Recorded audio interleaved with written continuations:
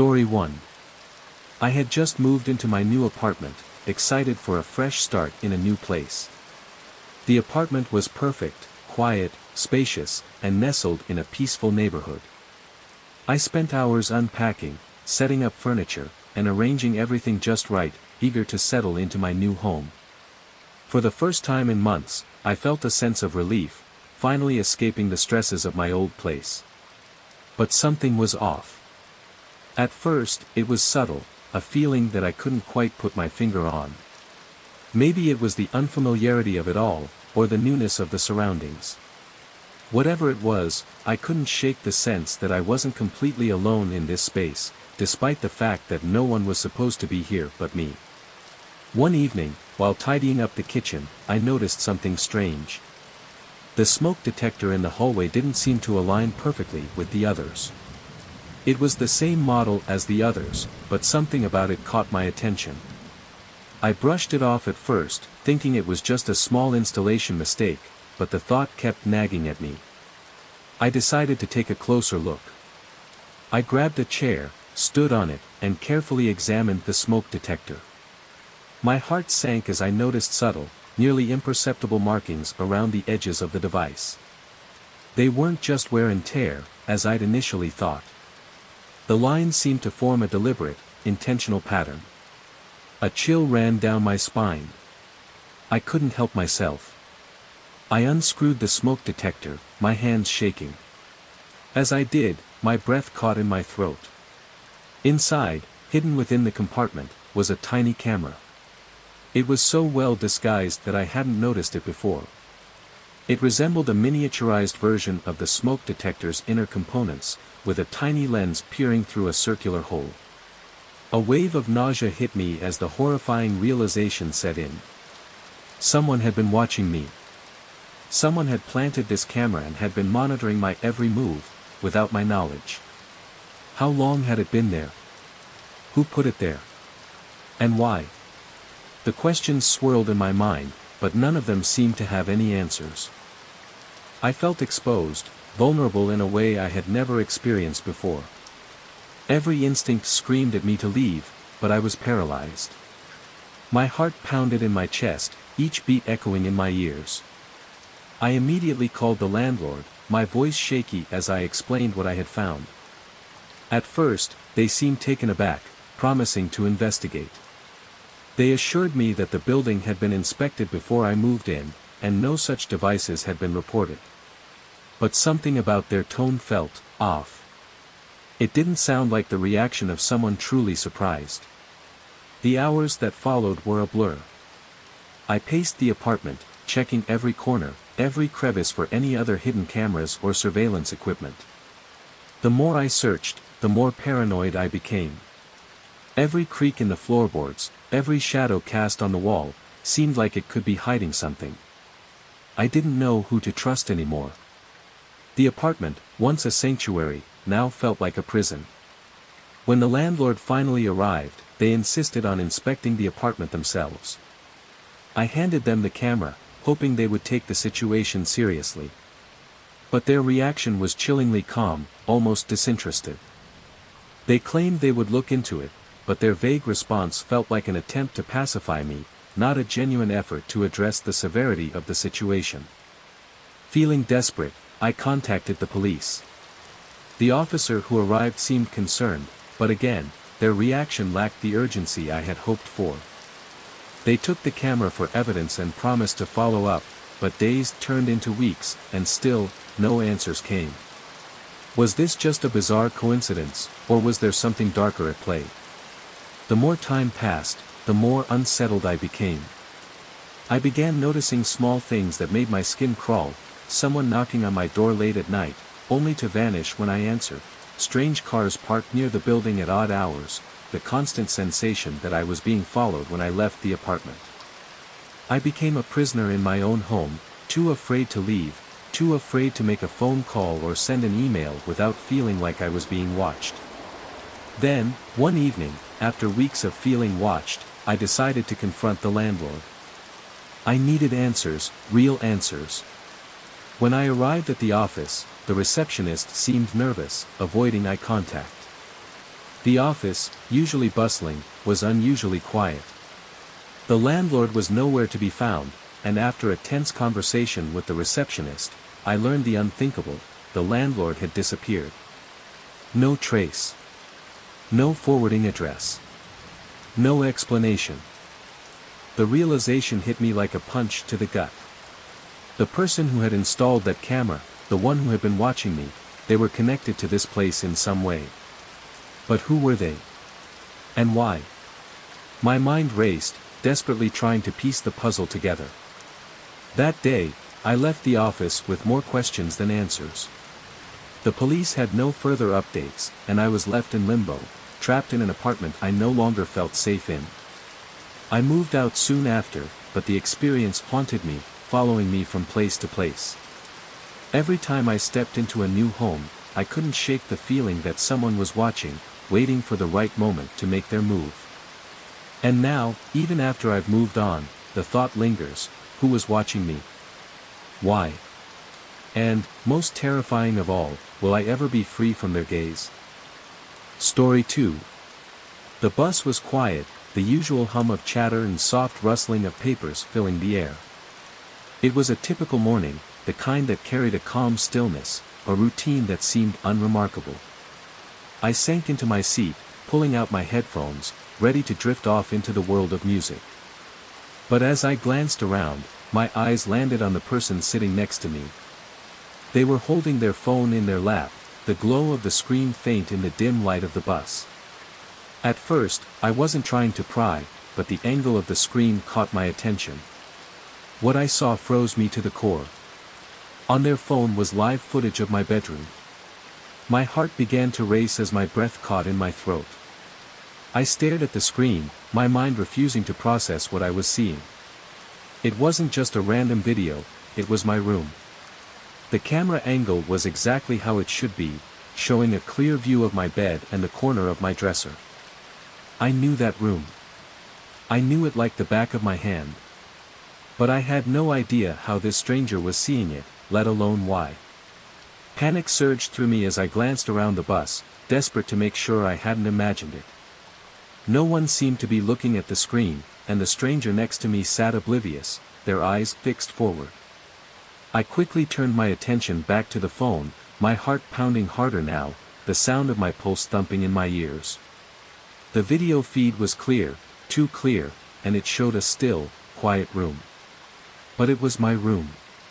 The angle was too perfect. It even captured the exact spot where I always left my keys on the dresser. My stomach twisted in horror as I realized the implications. Had they been watching me? For how long? How many times had they seen me? Fear gripped my chest, and I tried to stay calm, but my mind was spiraling with confusion. Maybe it was just a mistake, I tried to convince myself. Maybe the feed wasn't really mine. But deep down, I knew that wasn't likely. I felt a cold sweat gather on the back of my neck as I struggled to make sense of it all. Should I confront the person beside me? What if they'd been following me for days? What did they want from me? As the question spun in my mind, I dared not look away from the phone. The footage shifted slightly, zooming in on my bed, focusing on the exact spot where I had slept just the night before. My heart skipped a beat as my hands trembled, reaching for my phone in my bag. I needed to check my room, needed to confirm that nothing had changed. But before I could unlock my phone, the voice of the person beside me broke through the chaos in my head. They spoke softly, as if to reassure me, but their words did the opposite. "Don't worry," they said, their voice eerily calm. "I'm not going to hurt you." I froze, my blood running cold. How did they know what I was thinking? How could they know the panic rising inside me? My mind raced, scrambling to understand what was happening. I wanted to scream, to run, to escape, but my body felt paralyzed, as if trapped in a nightmare I couldn't wake from. The bus seemed to slow, the world outside the window blurring as I struggled to gather myself. I turned slowly to face the person beside me, meeting their gaze. Their eyes were calm, unbothered, as though this was all part of some twisted game. And then, they smiled, a cold, calculated grin that made my stomach churn. The phone screen flickered again, showing the footage from my bedroom. This time, the camera moved, as if someone had picked it up and was walking around the room. My breath caught in my throat. I didn't want to know what was happening, but I couldn't look away. It was as though I was forced to watch, unable to escape the nightmare unfolding before me. The person beside me leaned closer, their voice barely a whisper in my ear. It's only a matter of time before you realize everything is connected. A surge of panic hit me. My pulse raced, my thoughts a jumbled mess. What did they mean? What did they want? How had they gotten access to my room? What kind of sick game was this? Why was I sitting here with them, trapped in this nightmare? Suddenly, the bus jolted to a stop. I hadn't even realized I was holding my breath. My stop. Without thinking, I grabbed my bag and rushed to the door, my heart pounding in my chest. I couldn't shake the feeling that the stranger's gaze was still on me. I didn't dare turn around, terrified that they were following me. I ran all the way home, my mind racing, replaying every moment from the bus ride. When I reached my front door, I checked the locks, ensuring everything was secure. I rushed into my bedroom, my eyes scanning the room for anything out of place. But everything was just as I had left it. Still, the feeling of being watched clung to me like a heavy weight on my chest. I sat on the bed, trying to calm my nerves, but I couldn't shake the unease. Then, my phone buzzed in my pocket. I pulled it out, and to my horror, there was a new message from an unknown number. The words were simple, but they made my blood run cold. "I'll be waiting for you tomorrow." I didn't know what to make of it. I didn't know who had sent it, or why. But deep down, I knew one thing for sure, nothing would ever be the same again. Story 3. I sat down on the bus, the usual hum of chatter and the soft rustling of papers filling the air. It was a quiet morning, nothing out of the ordinary. I pulled out my headphones, ready to zone out and lose myself in music. As I glanced around the bus, my eyes landed on the person sitting next to me. They were holding their phone in their lap, the screen glowing faintly in the dim light of the bus. I wasn't trying to be nosy, but the angle of the screen caught my attention, almost as if it was trying to pull me in. What I saw froze me in place. The phone was showing live footage of my bedroom. A cold shiver ran down my spine as I stared at the screen. My breath caught in my throat, and my heart began to pound violently in my chest. The camera was positioned just like it would be if it were in my room, showing the bed, the corner with my dresser. I knew that room. I knew that was my bedroom. But how could this person sitting next to me be watching it live? I glanced around, my pulse racing. There was no one else near us who seemed to be paying attention, no one else even remotely close enough to be watching the same feed. I quickly turned my gaze back to the phone, my eyes scanning the details. The video feed was clear, almost too clear. It wasn't just some random footage, it was specific. The angle was perfect, capturing the exact spot where I always left my keys on the dresser. My stomach dropped, a sick feeling curling in my gut as I wondered if they had been watching me for a while. Panic began to rise within me, but I tried to keep calm. My hands were shaking as I thought about what to do. Should I confront this person?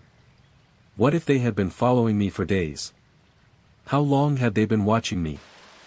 I felt a dizzying mix of fear and confusion.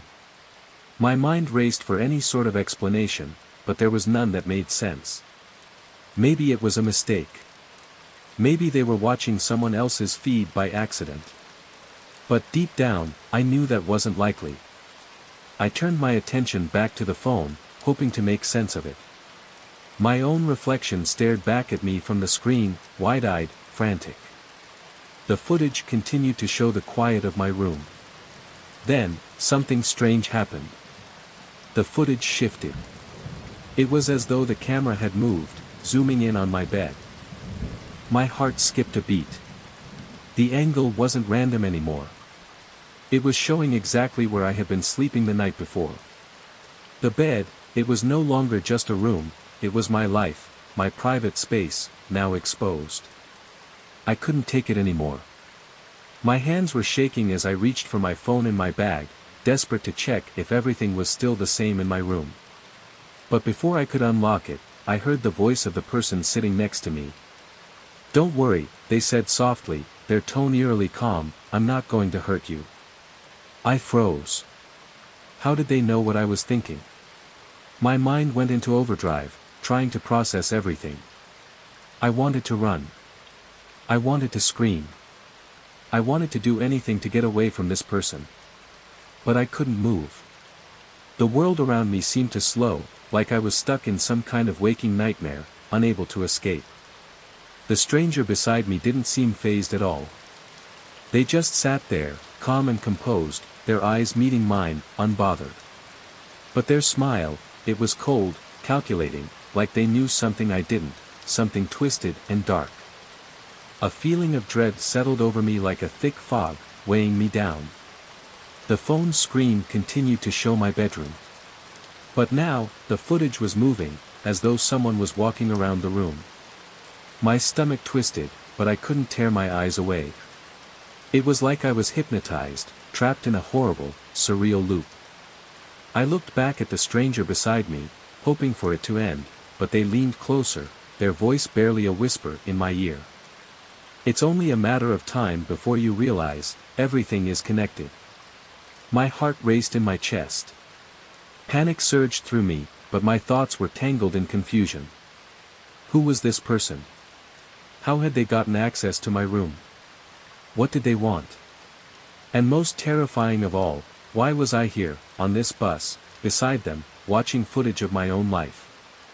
Suddenly, the bus jolted to a stop, and I realized I had been holding my breath the whole time. I glanced out the window. The bus had reached my stop. Without thinking, I grabbed my bag and rushed to the door, my heart pounding in my chest. But as I stepped off the bus, I could feel the stranger's eyes on me. I didn't dare turn around, afraid that I might see them following me. I ran home, my mind racing, replaying every moment in the bus. When I finally reached my front door, I quickly checked the locks, ensuring everything was secure. I rushed to my bedroom. Everything seemed just as I left it. But the feeling of being watched lingered, thick and suffocating. I sat down on my bed, trying to calm my nerves when my phone buzzed in my pocket. I pulled it out. To my shock, there was a new message. It was from an unknown number. The text read, "I'll be waiting for you tomorrow." My breath caught in my throat, my pulse quickening. I didn't know what to make of it, but one thing was certain, nothing would ever be the same again. The night was quiet. Too quiet. I had just finished my evening routine, settled into bed, and was about to turn off the lights when my phone buzzed again.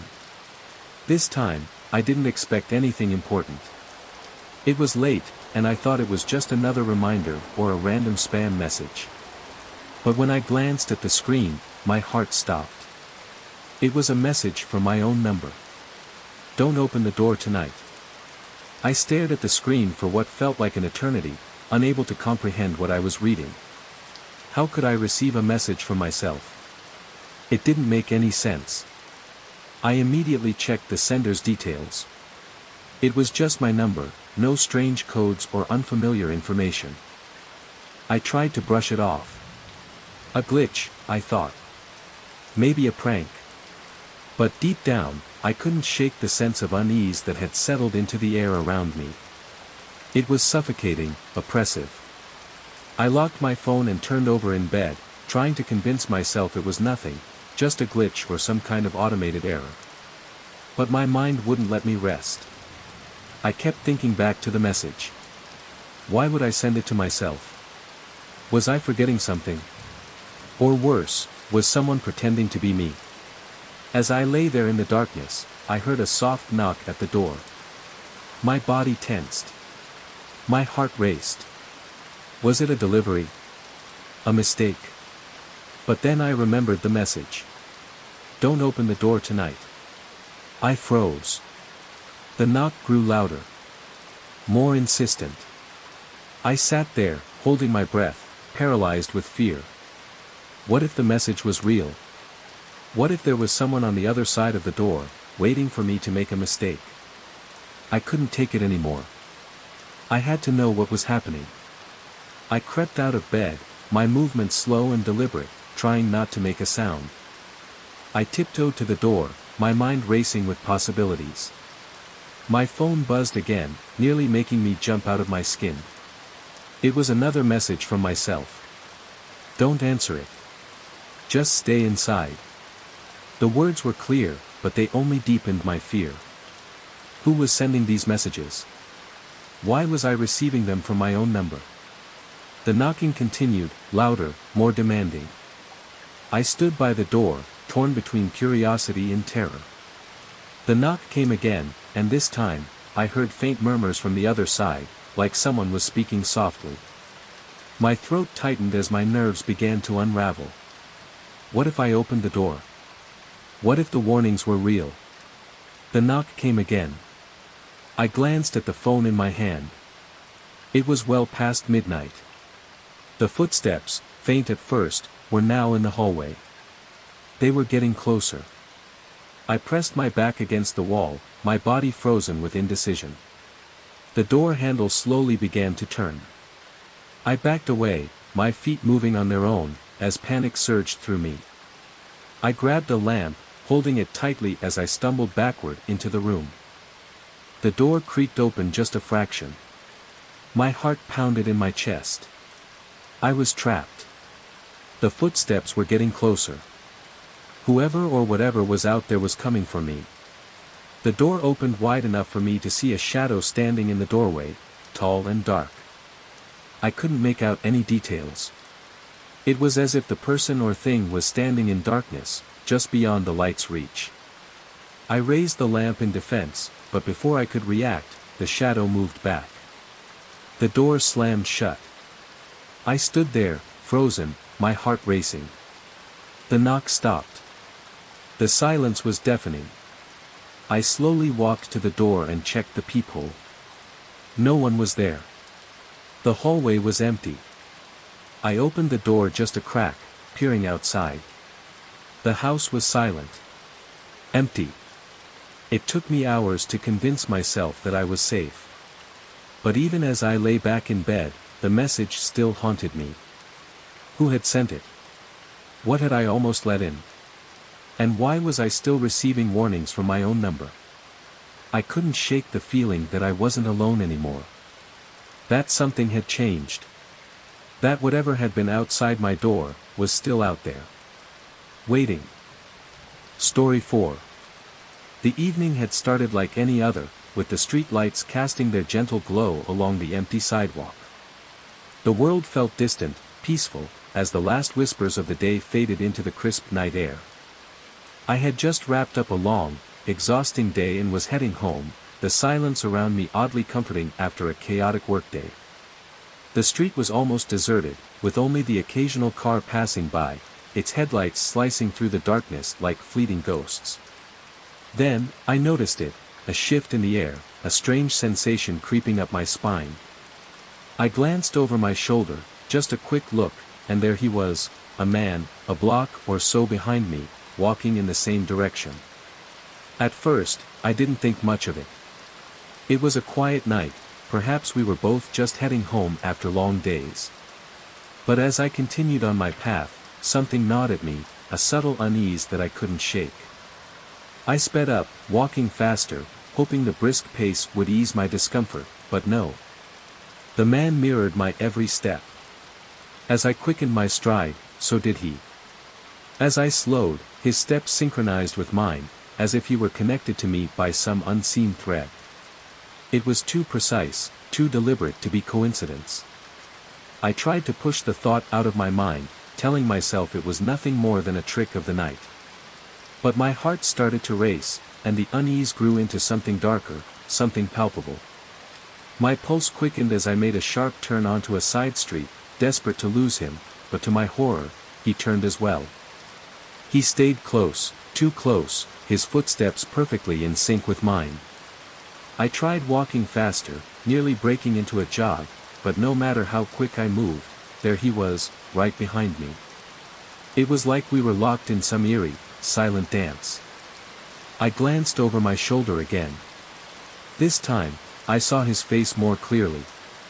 His eyes were fixed on me, unblinking, with a chilling intensity. There was no sign of concern or hurry in his expression, just an unsettling calm that made my stomach churn. I felt trapped in the rhythm of our movement, unable to escape. It was as if the act of walking forward had tethered me to him, binding us together in this unspoken chase. The street lights above flickered, casting long, twisted shadows across the pavement, amplifying the sinister weight of the night. I considered stopping, confronting him, but something deep within me screamed that doing so would be a mistake. My gut told me not to engage. I walked faster, now almost running, but he didn't falter, didn't fall behind. It was as if he knew my every move before I made it. I turned left, then right, hoping to confuse him, but he mirrored me exactly. The realization hit me like a thunderclap to the chest. This wasn't just following. He wasn't just walking with me, he was walking for me. It was as though I was part of his plan, an unwilling participant in a twisted game I didn't understand. The streets were eerily quiet. The houses I passed had dark windows, their silent faces offering no comfort. The street was devoid of life, the kind of stillness that could swallow a person whole. My mind raced, trying to piece together some explanation, some reason for this strange pursuit. But the more I thought about it, the more helpless I felt. There was no answer. I turned yet another corner, praying that this time, I might finally lose him, but again, he followed, step for step, never deviating from my path. His silence was deafening, and the longer it continued, the more suffocating it became. I tried to steady my breathing, but my chest felt tight, my legs heavy with the strain of constant motion. Then, a horrifying detail caught my eye. He was smiling. It wasn't a grin, but a slow, deliberate smile that spread across his face like something sinister, as if he were enjoying this. This wasn't an accident. This wasn't just a random encounter. He had been following me on purpose, and he was savoring every moment of it. Panic surged through me, and I couldn't take it anymore. My legs gave way to instinct, and I broke into a full sprint, my heart pounding in my chest like a drumbeat. The sound of my footsteps echoed in the silence of the night, but as I ran, I heard him match my pace, never falling behind, never gaining. His presence was relentless, like the weight of a nightmare chasing me through a waking world. I ran for what felt like miles, my breath ragged, my body aching, but no matter how fast I went, he was always there. Always just a step behind. The streetlights blurred past me, their dim light offering no relief. I reached the end of the block and saw the faint outline of people up ahead, movement, signs of life. My heart surged with hope. When I turned to check behind me, he was gone. Just like that, he disappeared. There was no sign of him, no trace that he had ever been there. I stopped dead in my tracks, my breath catching in my throat. I scanned the empty street, trying to make sense of what had just happened, but there was nothing. The street was empty, just as it had been when I started my walk hours ago. Was it real? Had I imagined the whole thing? The adrenaline buzzed through my veins, but I couldn't shake the feeling that something was terribly wrong. I stood there, frozen in place, until a voice in my head urged me to move. My legs trembled as I forced myself to continue toward my apartment, casting one last glance over my shoulder. The street was quiet. Empty. I didn't feel safe until I was inside, the door locked behind me. My heart still hadn't slowed, the fear still gnawing at my mind. The silence of my apartment was deafening, but I couldn't ignore the truth. He had been following me, mirroring every move, never saying a word. And the most chilling part of it all was that I wasn't sure if he was gone for good. Story 5. It was a quiet evening, the kind where the world outside seemed to have fallen into a peaceful slumber. I sat at my desk, sifting through my emails, the soft hum of my computer the only sound in the room. The light from the screen illuminated my face, casting faint shadows across the walls. The monotony of my task was broken only by the occasional buzz of my phone on the desk. I glanced at it, expecting a mundane notification, maybe a reminder or a message from a friend, but when I picked it up, my heart skipped a beat. There, on the screen, was an unfamiliar map. It seemed so out of place, like a puzzle piece that didn't belong. My thumb hovered over the screen, confusion clouding my mind. I hadn't searched for any location or typed anything in. So why was my phone suddenly showing me a route? The map displayed a winding path that led directly into the woods, a place I had never planned to visit. I zoomed in, trying to make sense of it, but the more I studied it, the stranger it seemed. The route appeared carefully plotted, leading through thick trees and into the very heart of the forest. I checked my location, accurate, it showed me sitting at my desk. But the path on the screen? It was too precise. How could this have appeared on its own? The hairs on the back of my neck stood on end as unease settled deep in my chest. Was this some glitch in the app? Maybe. But why did the route feel so deliberate? So intentional? It was like someone had planned this, carefully crafting a path meant for me. I tried to swipe the map away, but it wouldn't budge. Instead, the screen zoomed in even further, locking onto that same route, as if it were waiting for me to follow. I looked out the window, half expecting something, anything, to make sense of this strange occurrence. The street was empty, bathed in the yellow glow of streetlights. Not a sound stirred in the night air. It was unnervingly quiet. My gaze returned to the map. The route was still there, unyielding. The woods were only a few miles away, but it wasn't the distance that unsettled me. It was the undeniable feeling that this wasn't a mistake. That this wasn't random. That something, someone, was behind it. I decided I needed a break. A moment to clear my mind, to shake off the lingering dread. I grabbed my keys, thinking a quick drive would help me forget about the map, about whatever this was. The car engine rumbled to life, the vibrations under my feet grounding me for a moment. As I pulled out of the driveway, I couldn't shake the nagging feeling that something was wrong, that I was being pulled somewhere I shouldn't go. The further I drove, the darker the streets became, as if the world was slipping further into shadow with every passing mile. My headlights cut through the night, but even the sharp beam of light seemed to get swallowed up by the vast, empty spaces around me. I glanced down at my phone, and to my growing horror, the map had updated. It now showed my car's progress, as though it were guiding me, step by step, down the path it had laid out. My foot hovered over the accelerator. I didn't want to go any further, didn't want to follow the map anymore, but somehow, I couldn't stop myself. It was as if the phone itself was demanding I follow the route. When I reached the outskirts of town, the dense woods loomed ahead, dark and foreboding. The map directed me toward a narrow road that cut into the forest. I hesitated. The trees seemed to stretch forever, an impenetrable wall of darkness. But the GPS insisted, urging me forward with an eerie calm. I felt like I had no choice but to turn, to follow the path it had laid for me. As I drove deeper into the woods, the air grew colder, the shadows growing longer, more sinister. The trees twisted in unnatural ways, their branches like skeletal fingers reaching out for me. The road was barely visible now, the canopy above thick with overhanging branches that blocked the sky. I couldn't see where I was headed, but I couldn't stop. My hands gripped the steering wheel, my knuckles white. And still, the map continued to guide me, inching me closer to whatever waited in the depths of the forest. Suddenly, my phone buzzed again. A new message flashed on the screen, "You're almost there." I froze. The words sent a chill down my spine. My foot slammed on the brake, and the car screeched to a halt.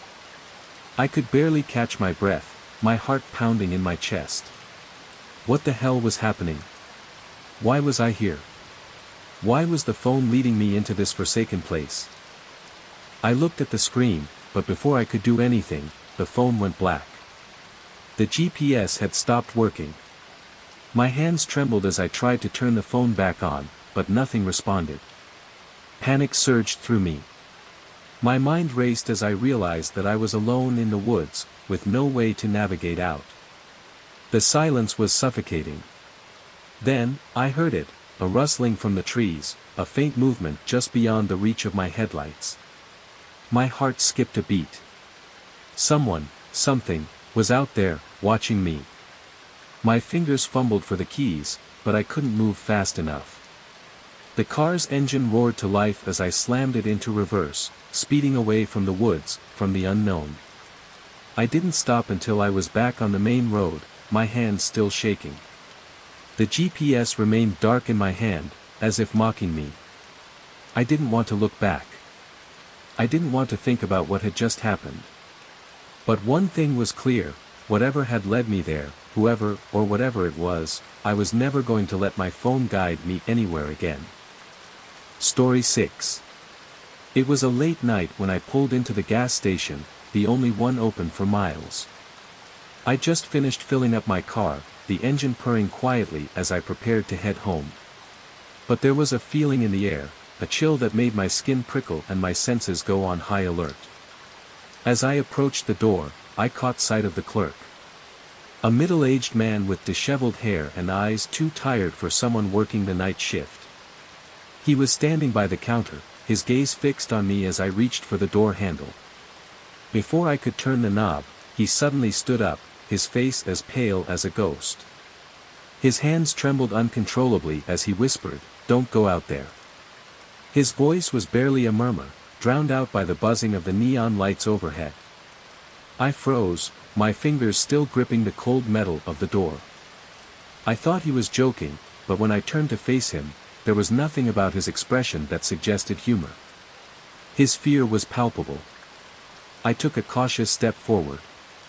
"What do you mean?" I asked, confusion and unease mixing in my voice. The clerk's eyes flickered nervously toward the door, and then he leaned in, his voice dropping to a whisper even softer than before. "They're out there. You can't leave. You'll be..." He trailed off, the words stuck in his throat as if he couldn't quite finish the sentence. My heart pounded as my gaze shifted to the door. The parking lot outside was dark, but nothing seemed out of the ordinary, just an empty stretch of asphalt, bathed in the dim light from the station. But then I saw it. A shadow, faint at first, just beyond the glass.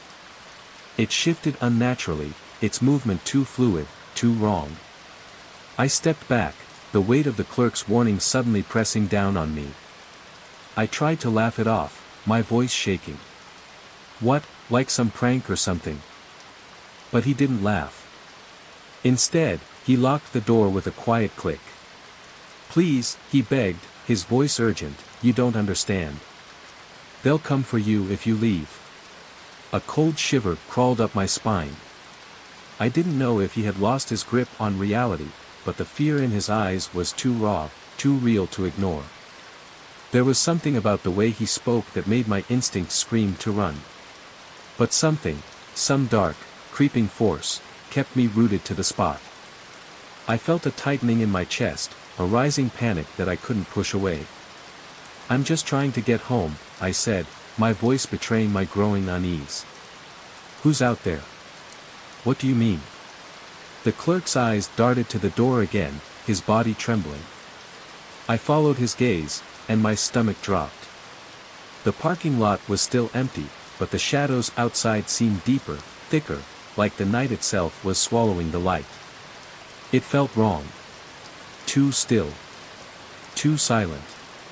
And then I saw it again, a shadow moving in the darkness at the edge of the parking lot. It wasn't human. No, it wasn't anything human. It shifted in a way that defied reason, bending in unnatural angles, its form indistinct. My blood turned cold. I stepped back from the door, my heart racing. I needed to get out of there. My hand reached for my phone instinctively, but when I checked, there was no signal. No bars. Nothing. Panic surged within me, choking the breath from my chest. What do you mean, they wait for people? I asked, my voice trembling with fear. Who are they? The clerk's face was locked in an expression of horror, his eyes wide and filled with desperation. They're not people, he whispered. I don't know what they are, but they wait for you to leave. And once you see them, they don't let you go. I couldn't comprehend it. This place, this gas station, had always been quiet, safe, even, during my late-night stops. But now, the air was thick with something darker, something I couldn't escape. My heart pounded in my chest, and a terror I couldn't shake settled deep in my bones. Please, just let me go, I begged. My hands were shaking as I turned the door handle, desperate to escape, but the clerk reached out and grabbed my arm. His grip was unnaturally strong. I couldn't pull away. You can't, he pleaded, his voice almost frantic. If you go out there, it'll be too late. You'll be one of them. I could feel the grip of his words, tightening around my chest. My head spun with confusion, my mind racing, but the fear was too much. I couldn't stay. I had to get out. With a sudden surge of strength, I wrenched my arm from his grasp and backed away. My heart was thundering in my chest, my legs trembling as I bolted toward the back exit, ignoring the clerk's panicked shouts behind me. The door slammed open, and I stepped into the night, the air thick and suffocating, pressing down on me like a heavy blanket. The parking lot was unnervingly quiet, the lights flickering above me. The world outside felt different, darker, colder. My mind was a whirlwind, but I didn't stop. I couldn't. I ran to my car, my heart hammering, and slammed the door behind me. My hands were shaking as I fumbled with the keys. The engine roared to life, and I sped away from the gas station, my foot heavy on the pedal. But as I drove, I couldn't shake the feeling that I wasn't alone. Every time I glanced in the rearview mirror, the shadow was there, just at the edge of my vision. I couldn't bring myself to look directly at it, but I could feel it. It was following me. Watching me. I didn't stop driving until I reached my house, my breath coming in ragged gasps. When I pulled into the driveway, I thought it was over. I was safe. I thought I was home. But as I stepped out of the car, I froze. My blood ran cold. At the edge of the streetlight, in the distance, stood a figure. It was just standing there, watching me. It was the same shadow that had followed me from the gas station. I froze, my breath catching in my throat. It hadn't been just the gas station. It hadn't been some fleeting nightmare. It had followed me home. And I knew, with a deep, undeniable certainty, that it wasn't going to stop. Story 7. I had just woken up, the soft glow of the morning sun filtering through the blinds and casting long shadows across the room. As I stretched, a sense of calm settled over me, until my eyes landed on something strange. Tucked neatly under my pillow was a small, folded piece of paper. At first, I assumed it was just a random scrap, perhaps left by one of my kids, or even something that had fallen off the nightstand. But when I carefully unfolded it, my heart sank into my stomach. It was a child's drawing. Simple, almost childish, with a crude stick figure lying in bed, just like I had been moments before. I stared at the picture, my mind struggling to piece together what I was looking at. The figure didn't resemble any of my children or anyone I knew. It was just a featureless stick figure, its limbs exaggerated in a way that felt off. But it was the date scrawled at the top that really sent a jolt through me. Today's date. How could this be? I hadn't told anyone about my plans for the day. In fact, I hadn't even moved from this spot just a few minutes ago. I hadn't asked anyone to draw something, and I certainly didn't recall anyone coming into my room during the night. The confusion quickly turned to unease as I examined the drawing further. It wasn't just the strange posture of the figure, something about its rigid, lifeless form felt wrong, as though it were waiting. Waiting for something. Or worse, waiting for me. I flipped the drawing over, hoping for some clue, something that could explain how it ended up under my pillow, but the back was blank. No markings. No name. No indication of where it had come from. A cold shiver ran down my spine. There was no way anyone had come into my room unnoticed. No signs of forced entry, nothing disturbed in the room, nothing out of place. Yet, the drawing, somehow, was here. It had to mean something, but what? I quickly checked on my children. They were still asleep, tucked tightly into their beds, undisturbed by whatever had occurred in the night. No one had come into my room. No one had entered my house at all. But the feeling, the creeping sensation, continued to settle over me, like a cold fog rolling in. Something wasn't right.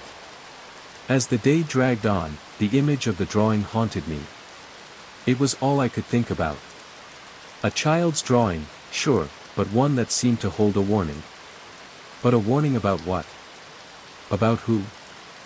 That night, as I lay in bed, trying desperately to push thoughts of the drawing out of my mind, I couldn't shake the feeling that something was watching me. The air in the room felt heavier, thicker somehow. My pillow felt colder than usual, as if someone, or something, had been there with me.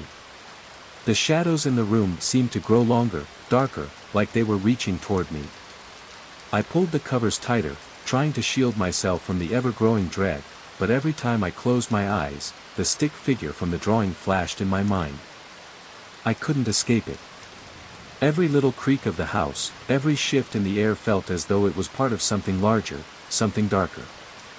I reached under my pillow again, almost expecting the drawing to be there, but when I felt around, the space was empty.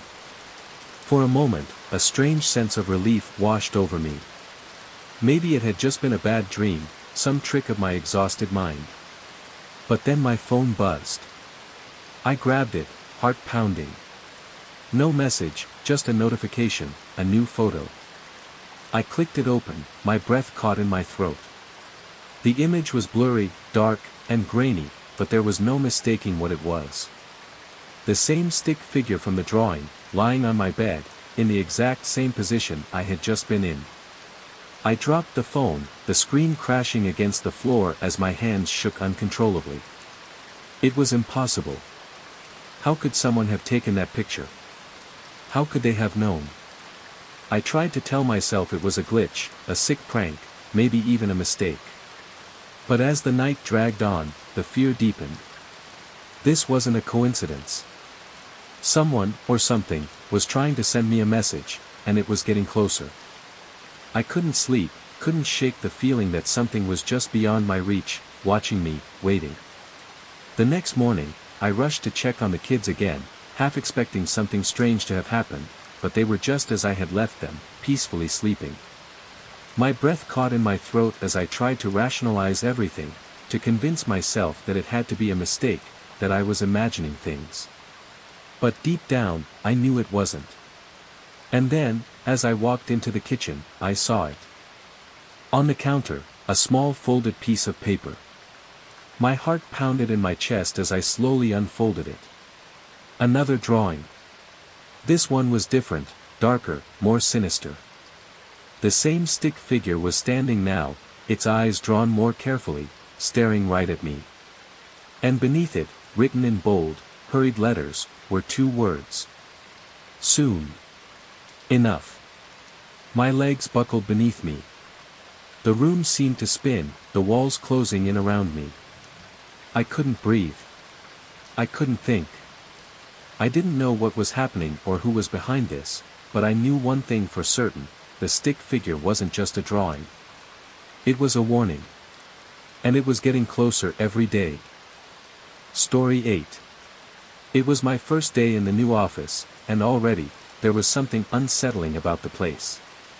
The building, much older than I had anticipated, creaked under the weight of its own history. Its worn-down walls and flickering lights hinted at a past long forgotten, yet it held potential, or so I thought. I had been eager for a fresh start, hoping the new workspace would breathe new life into my routine. The desk was set up, the computer powered on, and everything appeared perfectly normal, until I heard it.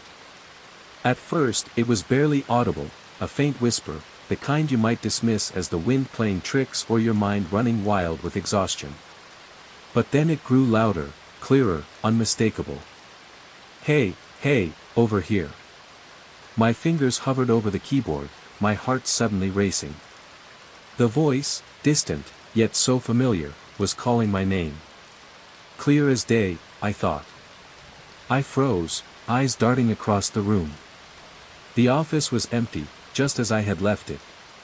The stale air from the air conditioner hung heavily in the space, and the walls were bare except for a few old, mismatched paintings that seemed out of place. I felt the hairs on the back of my neck prickle.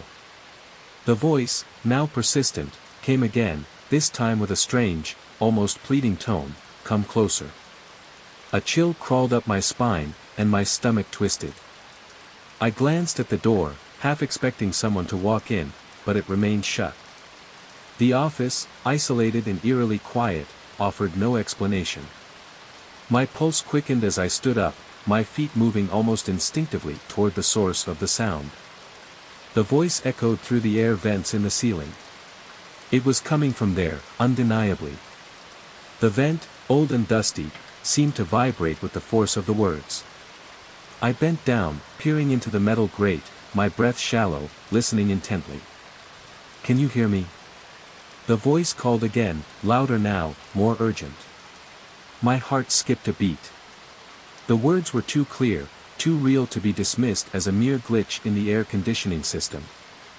This wasn't a malfunction, it was personal. It knew my name. I glanced around, expecting someone, anyone, to acknowledge the bizarre sound. But the office remained silent, save for the hum of the air conditioner. It was as though I was the only one able to hear it, trapped in a soundless vacuum while the voice continued its haunting call. I felt like I was losing my grip on reality. I forced myself to shake it off. Rational thoughts battled the mounting unease. There had to be a logical explanation, right? I stood, walked to the door, and opened it to check the hallway. The office was on an isolated floor, far from the rest of the building.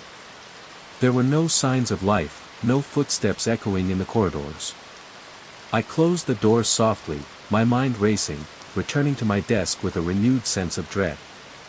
The silence in the room was suffocating. I sat there, the weight of the air pressing down on me, trying to concentrate on the tasks before me. But the voice wasn't gone.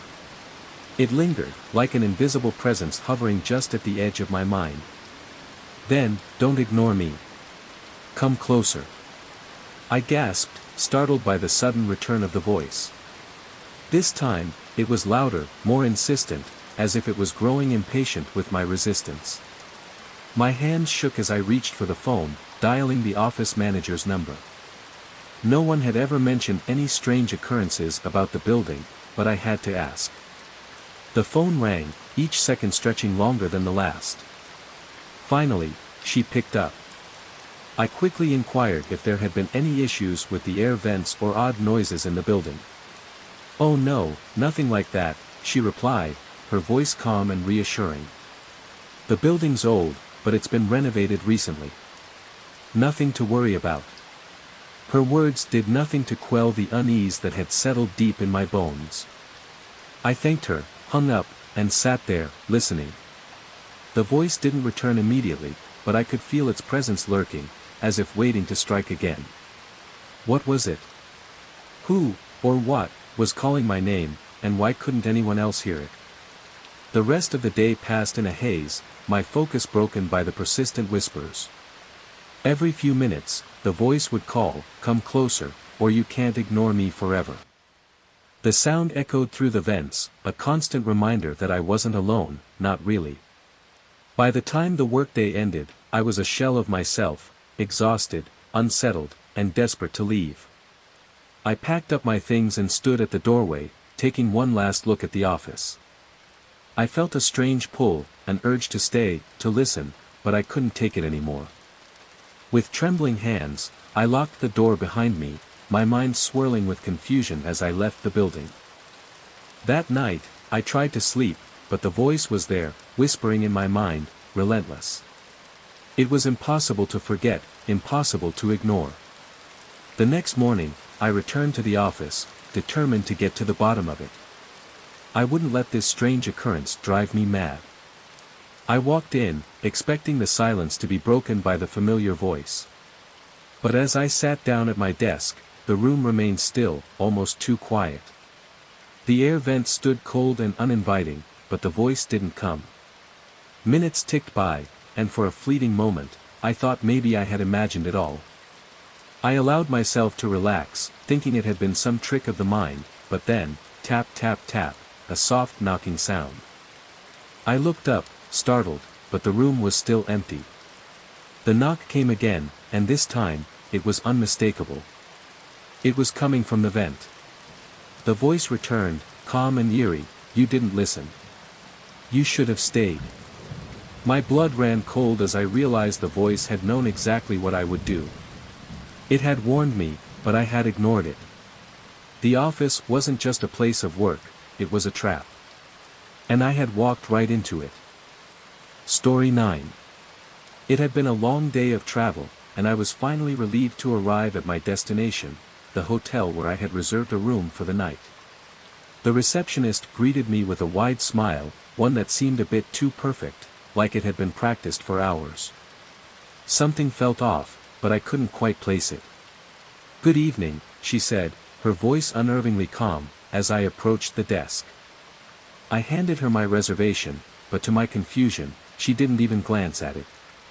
Instead, she looked me in the eyes and said, "You've already checked in, sir." My mind froze. I had just arrived, hadn't even walked through the door a few minutes ago. I could feel the weight of her gaze on me, almost as if she was daring me to argue with her. "I'm sure you checked in earlier," she repeated, the words rolling off her tongue like a well-rehearsed line.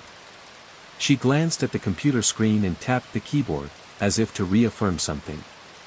"Room 312. I blinked, trying to make sense of her words. "No. I just got here. I haven't checked in yet," I stammered, my voice faltering. Her eyes flickered for a brief moment, but the smile remained fixed on her face, a smile that no longer seemed comforting, but chilling.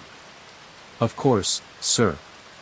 But it seems you've already been given a key," she said, reaching into a drawer with smooth, practiced movements. She slid the room key across the counter to me. "Room 312, she repeated, her voice now laced with an eerie calmness. I stared at the key in my hand, confusion flooding my mind.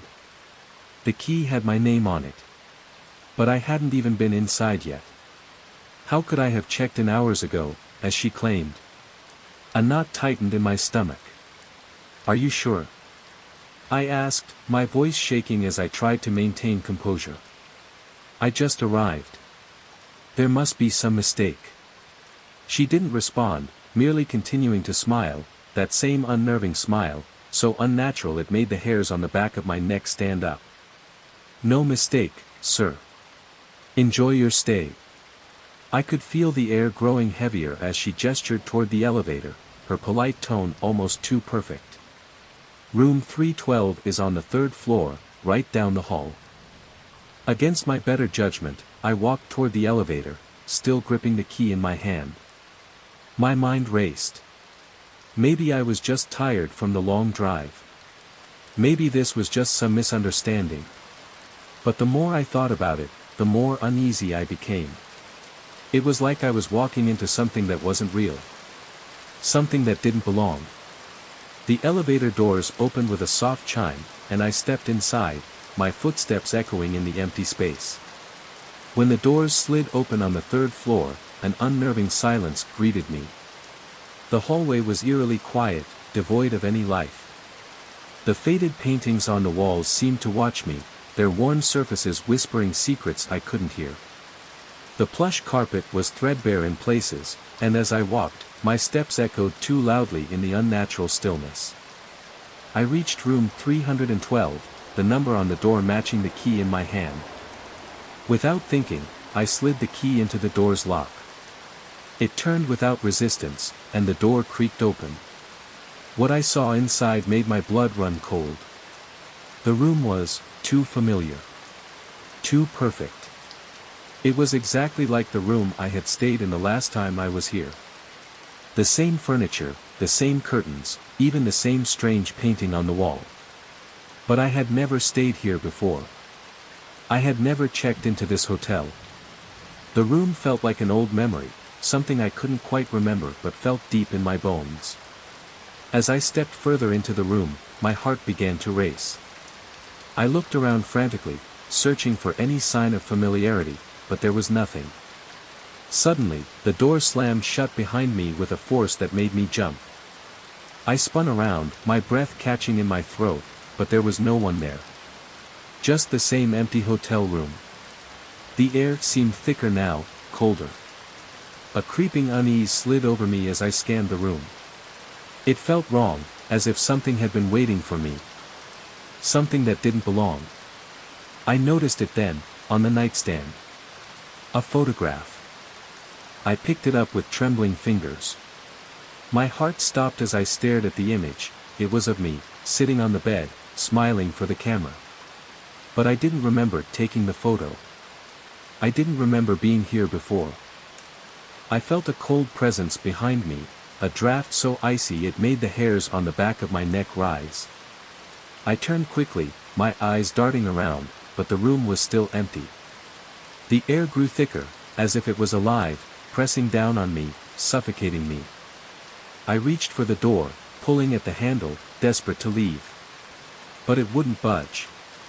I yanked again, panic rising in my chest. The door was locked.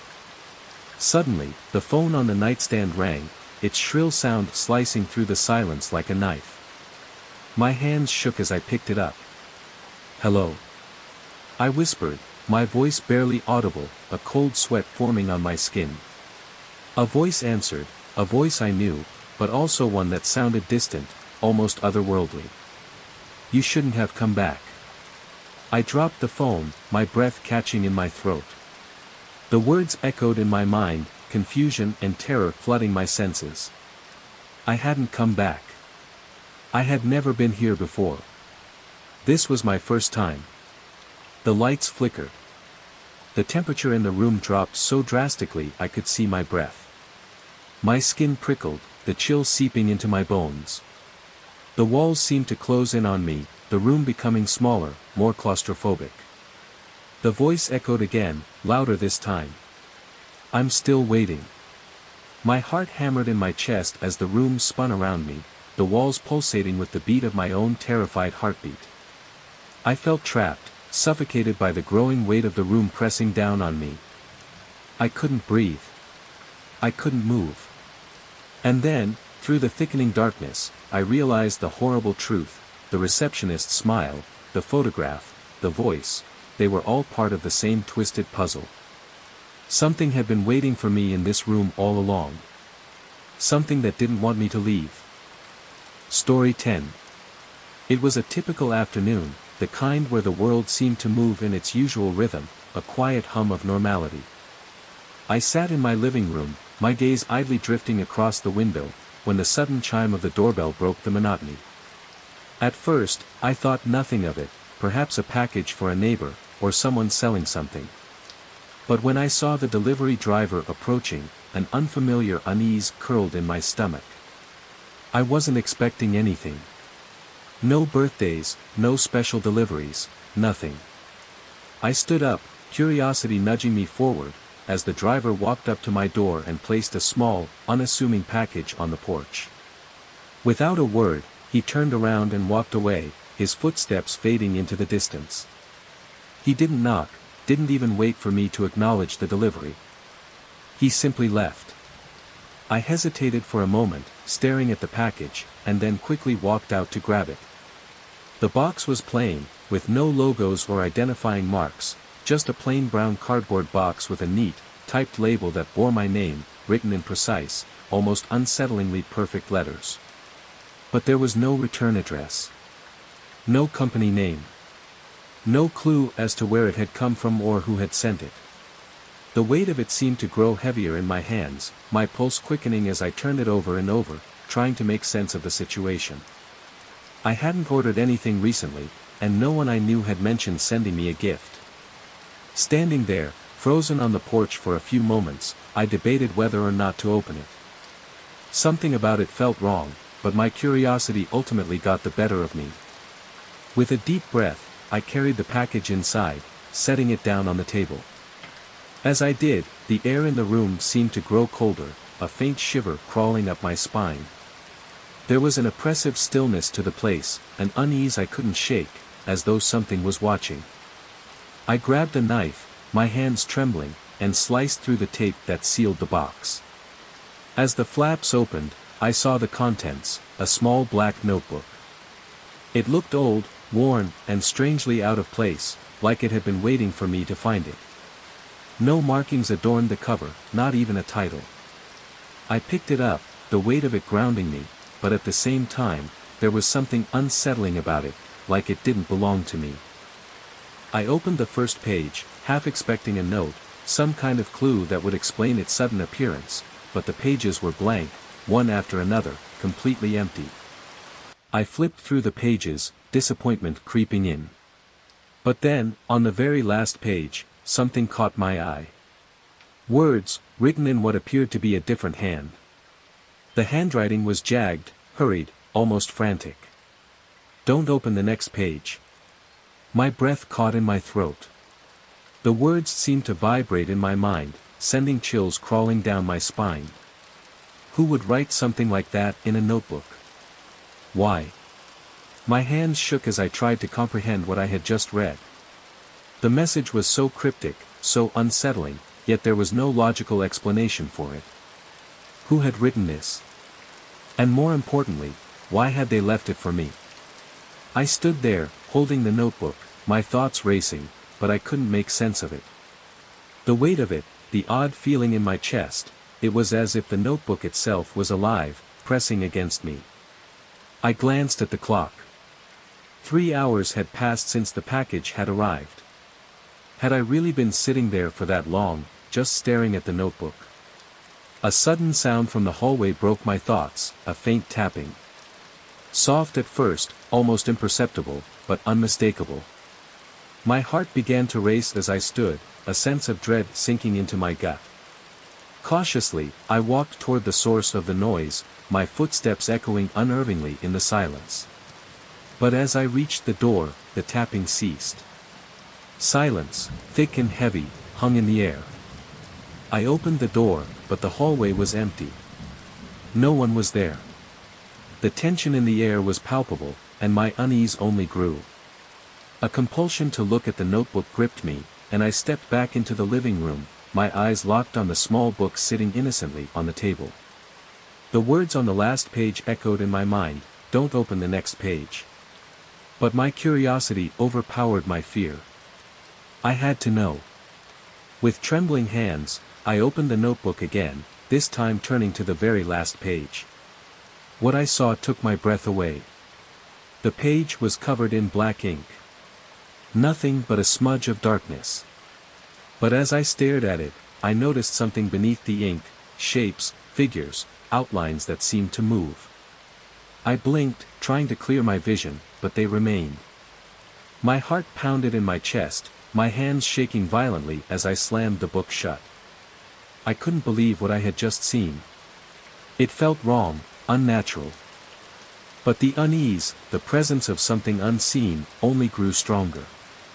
It was as if the very air around me had changed, thickened, become charged with some unfathomable energy. The temperature in the room dropped suddenly, a chill running down my spine. It was as though the notebook had invited something into my home, a presence that wasn't supposed to be here. I picked up the notebook again, my hands shaking uncontrollably. The words from the last page rang in my ears, "Don't open the next page." But it was too late. The damage had been done. I had seen something that shouldn't have existed. Something that shouldn't have been in that book. Suddenly, there was another sound from the hallway, a knock at the door. Slow, deliberate, almost too calculated. My breath caught in my throat, and I froze. Who could it be? No one had approached, no footsteps, no sign of life beyond the walls of my house. I approached the door, my heart racing, dread pooling in my stomach. Could this be related to the package? The notebook? What had I set into motion when I opened it? The knock came again, more insistent this time. I took a deep breath, my hands sweating as I gripped the doorknob. I opened the door slowly, bracing myself. But the hallway was empty. No one was there. Just a suffocating silence. Yet, something remained. A trace. A faint presence, dark and wrong. And then, in that moment, I saw it. The words in the notebook had changed. They now read. Now you've seen it. It's too late. Terror gripped me, and I backed away, dropping the notebook as I stumbled back in horror. What had I just invited into my life? And how could I ever get rid of it? The weight of the package, the notebook, the unsettling knowledge that it had come from nowhere, from nothing, was suffocating. It was too late now. I had opened something that I could never close.